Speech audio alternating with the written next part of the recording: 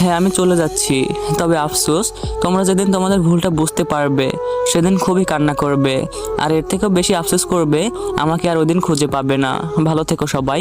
বলেই আমি বাসা থেকে বের হয়ে দরজার কাছে এসে ভাবিকে বললাম, আব্বু আম্মুকে দেখে রেখো, আর এই অধমকে ক্ষমা করে দিও। ভাবি আমার কথা শুনে অঝরে কান্না করতে লাগলো।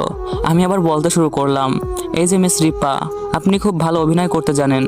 যদি অভিনেত্রী হিসেবে আপনি যোগদান করেন তাহলে সেরা অ্যাওয়ার্ডটাই আপনি পাবেন। ভালো থাকেন, আর পারলে এই দর্শককে ক্ষমা করে দিয়েন। বলেই একটা চাপা হাসি দিয়ে বাসা থেকে বের হয়ে গেলাম।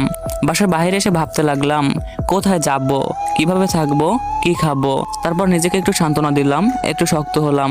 মনে মনে ভাবলাম যে না, আমার তো ভেঙে পড়লে চলবে না, আমাকে প্রতিষ্ঠিত হতে হবে। চলে যাব এই স্বার্থপর শহরের স্বার্থপর মানুষদের কাছ থেকে অনেক দূরে, যেখানে থাকবে না কোনো স্বার্থপরতা, থাকবে না কোনো অবিশ্বাসের অস্তিত্ব।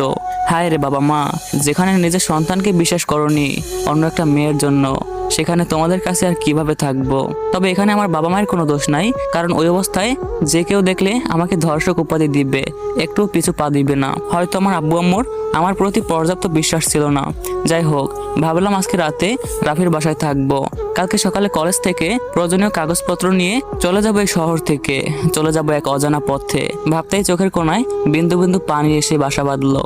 হাত দিয়ে চোখের পানি মুছলাম। রাফির বাড়িতে পৌঁছে কলিং বেল বাজাতে